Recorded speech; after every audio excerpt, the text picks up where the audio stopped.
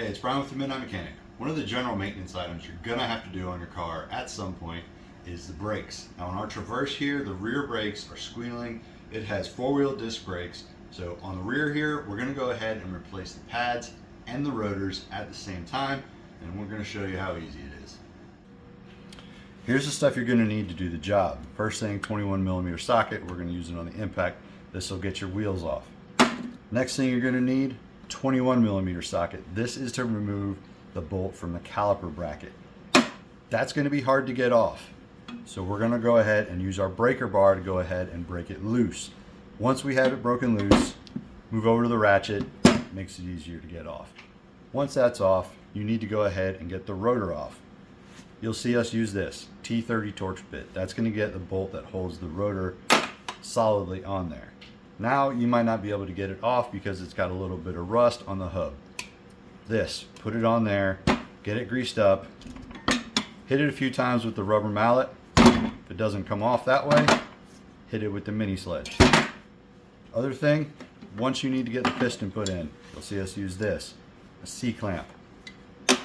That'll help push that piston back into the caliper, and then our grease to grease up the pins and the plates to go ahead and make everything move very smoothly. You'll see us use all these in the video, but now you see the stuff you need to set up before you get started.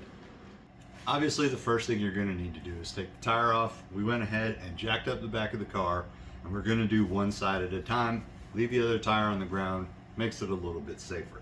It's a 22mm lug on this, so we're going to take it off using our impact gun. You can use a regular wrench, but obviously the impact is going to make it a little faster.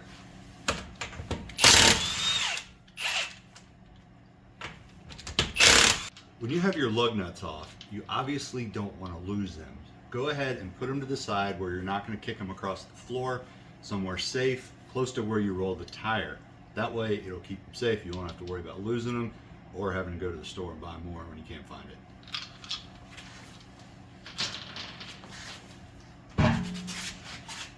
So we heard the squealing, so we went ahead and came and inspected the brakes.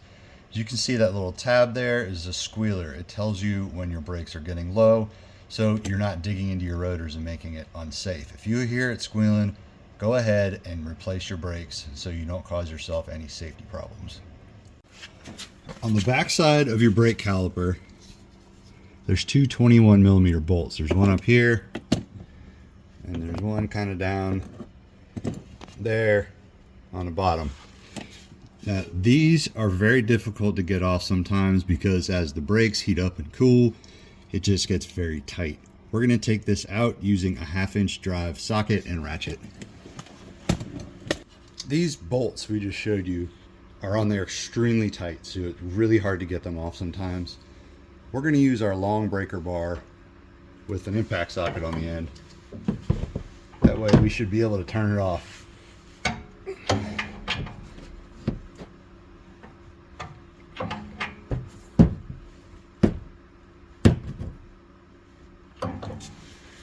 Once we have it loose with that, we're going to put our ratchet on there.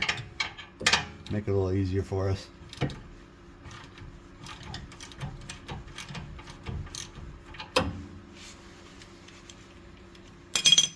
We're going to go on to the bottom one.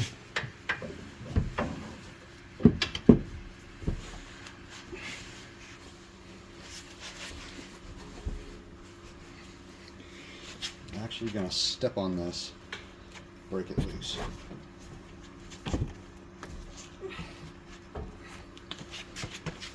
Like I said, they are on there very, very tightly.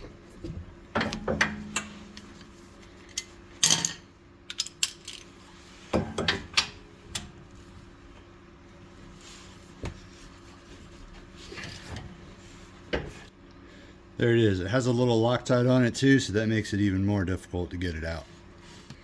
When you remove that top bolt, this caliper is going to want to fall off sometimes. Be careful of your brake line here. You don't want that to stretch out all the way. What we'll normally do is once that is removed and this is loose, pick it up and set it either up here somewhere or have something you can hang it on from the inner fender or something else to keep that brake line from getting stretched.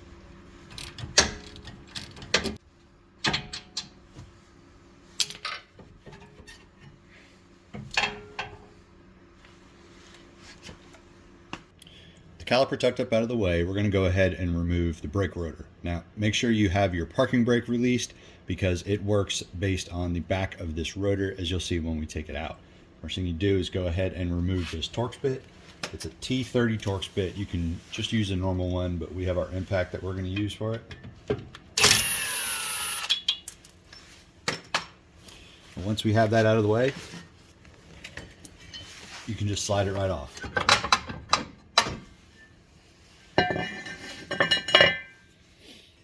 This is what we were talking about, where it has the shoes behind it, kind of like a brake drum, and it seals in to the back side of that rotor when you put your parking brake on. Next, we're going to go ahead and remove the brake pads. See how little pad material it had, which is why it was riding on that squealer.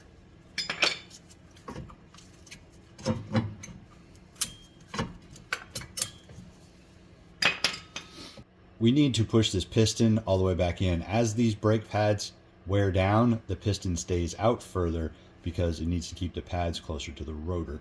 With the new pads, they're thicker, so it needs more space to get around that rotor. The way we're going to push this back in is with a big C-clamp. And we're just going to put it right on here and push it back in. You don't need to undo the bleeder. You just need to get these on here like this.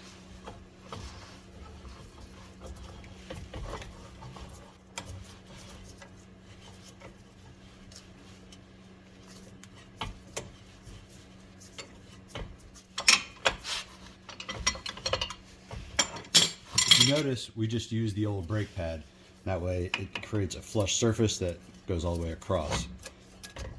We take this old pad out.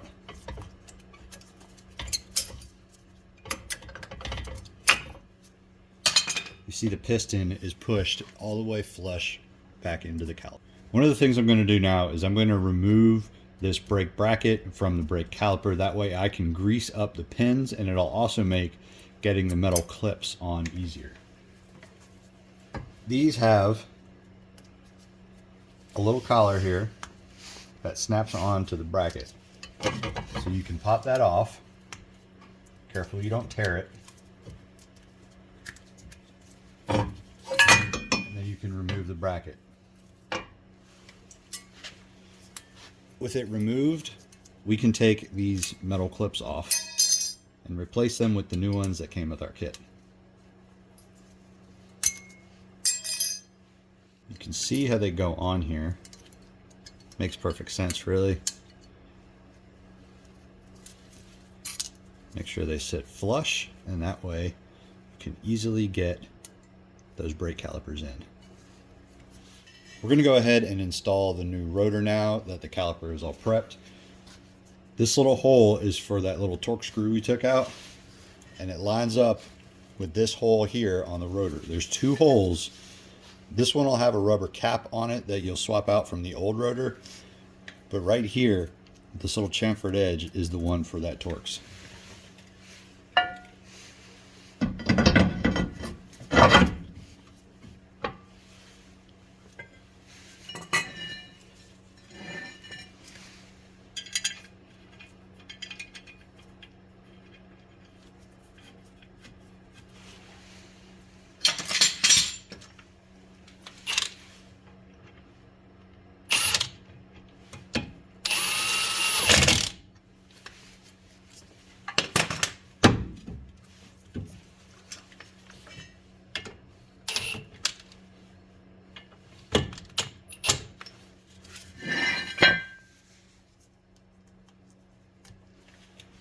Rotor is installed. Now we're going to go ahead and grease up these pins just a little bit to make sure they move freely.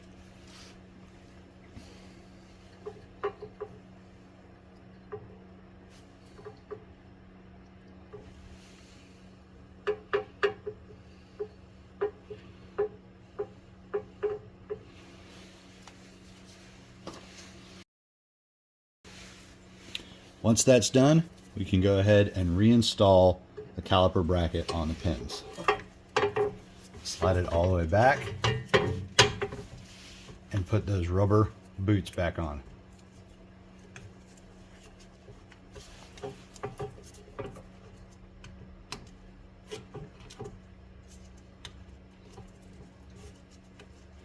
Be sure you get those rubber boots back on correctly, because if not, it'll allow moisture and dirt to get in there.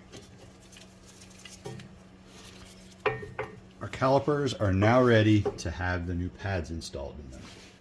The way we normally do this is I'll normally put some grease on the inside where those pads ride on those metal clips that we installed on the bracket.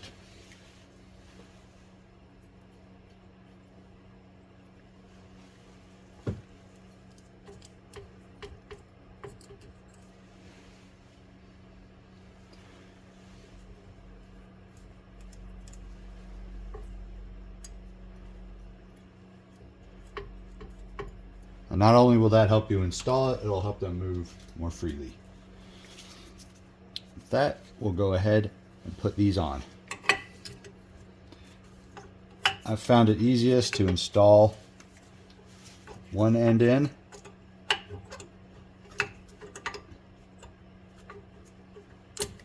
And then you can come over and get the other end in the other groove.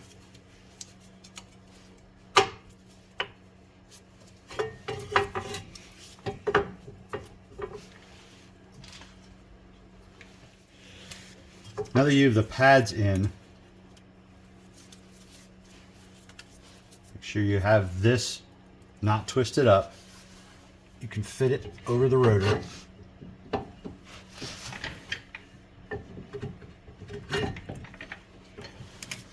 And put in your top bolt.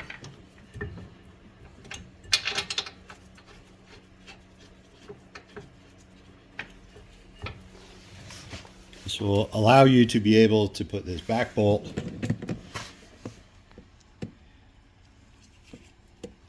can see we put our top bolt in. It'll still rotate a little bit, but it'll allow you the space to go ahead and put the bottom one in.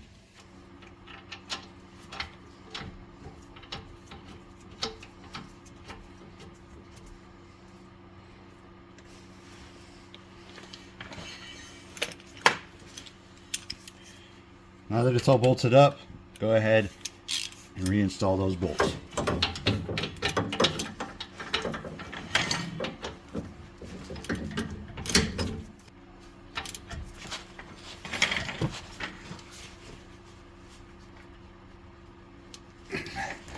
You're going to want to get these bolts as tight as you can get. This is not something that you want to back off. Brakes are now complete. Everything is on, lined up properly, bolted down solid, rotor's on, nuts in. Everything is ready to go ahead and put the wheel back on, move to the other side, do the other side, and then we can start breaking them in. There's another general maintenance item that you can take care of very easily on your car as long as you have the right tools. You saw to get those caliper bracket bolts out, we had to use a breaker bar, and then we also had the big C-clamp to push that piston back in.